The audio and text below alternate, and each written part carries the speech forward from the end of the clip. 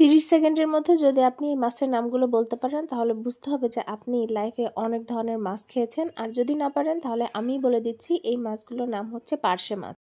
আজকে আপনাদের সাথে পার্শে মাছের ঝালের রেসিপিটা শেয়ার করব। আমি যেভাবে রান্না করি সেটাই আপনাদের সাথে শেয়ার করছি। প্রথমে কড়াইতে তেল গরম হওয়ার পরে মাছগুলোকে দিয়ে সুন্দরভাবে ভেজে নেব। অতিরিক্ত কড়াভাবে কিন্তু মাছগুলো ভাজবো না, জাস্ট হালকা করে আমি সবগুলো মাছ এপিট ওপিট করে ভেজে নিব। প্রথম মাছের এই 4টে মাছের এই পিঠ ভাজা হয়ে গিয়েছে, এখন আমি উল্টে দিচ্ছি। উল্টে দিয়ে এবার ওই পিঠটা ভেজে নিব। অবশ্যই মাছগুলোকে খুব হালকাভাবে ভেজে নিতে হবে। তো এই যে মাছগুলো ভাজা হয়ে গিয়েছে, এখন আমি মাছগুলোকে তুলে নিচ্ছি। খুব সাবধানে তুলতে হবে, কারণ মাছগুলো কিন্তু বেশ নরম হয়, না হলে কিন্তু মাছগুলো ভেঙে যাওয়ার প্রবল সম্ভাবনা আছে। প্রথম স্লটে মাছগুলো ভাজা হয়ে গেছে, এবার বাকি যে মাছগুলো আছে সেগুলোকে আমি এই তেলের মধ্যে ভেজে নিব। তো মাছগুলো ভাজা শেষ, এটাকে তুলে নিচ্ছি। এখন এই তেলের মধ্যে আমি বেশ কিছুটা পেঁয়াজ কুচি দিয়ে দিচ্ছি। পেঁয়াজ কুচি দিয়ে খুব ভালোভাবে নেড়ে চেড়ে নিব। পেঁয়াজটা একটু নরম হয়ে আসলে এর মধ্যে দিয়ে দিব 2 চা চামচ রসুন বাটা। রসুন বাটাটা দিয়ে খুব ভালোভাবে নেড়ে চেড়ে নিতে হবে। নেড়ে চেড়ে নিয়ে যাতে রসুনের যে কাঁচা গন্ধ আছে সেটা চলে যায়। এবার এর মধ্যে দিয়ে দিচ্ছি 1 চা চামচ মতন জিরা গুঁড়া, আর দিয়ে দিচ্ছি 1 চা চামচের একটু বেশি মরিচের গুঁড়া। মরিচের গুঁড়াটা আপনারা আপনাদের স্বাদ অনুযায়ী ব্যবহার করবেন।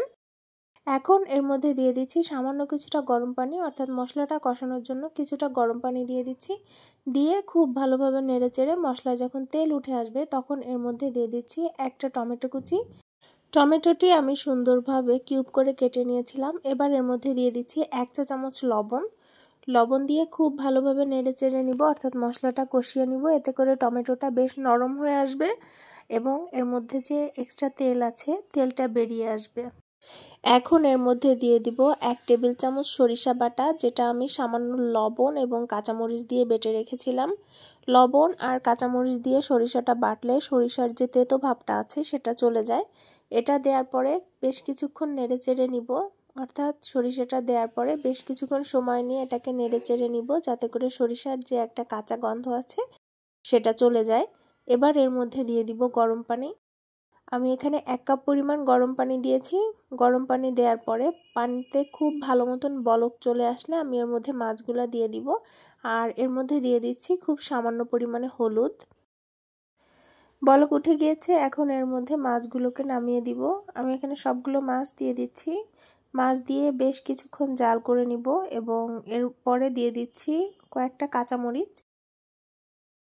বেশ 4-5টা কাঁচামরিচ দিয়ে দিচ্ছি। দিয়ে আমি এটাকে প্রায় 5 মিনিট মতো হাই ফ্লেমে জাল দিব। জাল দিলে এটার যে ঝোল আছে সেটা টেনে যাবে। এক্সট্রা যে ঝোল ছিল সেটা টেনে গিয়েছে। এখন এটা রান্না পুরোপুরি কমপ্লিট হয়ে গেছে। এখন এটাকে নামিয়ে নিচ্ছি। নামিয়ে গরম গরম ভাতে পরিবেশন করলেই ব্যাস পার্শে মাছের ঝাল রেডি হয়ে যাবে। নামানোর পরে উপর দিয়ে কয়েকটা ধনেপাতা কুচি ছড়িয়ে দিয়েছি। এটা একেবারেই অপশনাল, আপনাদের যাদের ধনিয়া পাতা পছন্দ না তারা না দিলেও কোনো সমস্যা নেই। রান্নাটা হয়ে গিয়েছে, এটা অবশ্যই একবার হলেও ট্রাই করবেন। এটা খুবই মজা। আর এই মাছগুলোতে ডিম ছিল, পার্শে মাছের ডিম থাকলে সেটা খেতে আরও বেশি ভালো লাগে। এটা গরম গরম সাদা ভাতের সাথে খেতে অনেক বেশি মজা লাগে। আপনারা অবশ্যই একবার হলেও ট্রাই করবেন। আর আমার রেসিপিটি যদি ভালো লেগে থাকে তাহলে আমার ভিডিওতে লাইক কমেন্ট শেয়ার করবেন এবং অবশ্যই আমার পেজটিতে ফলো দিয়ে রাখবেন।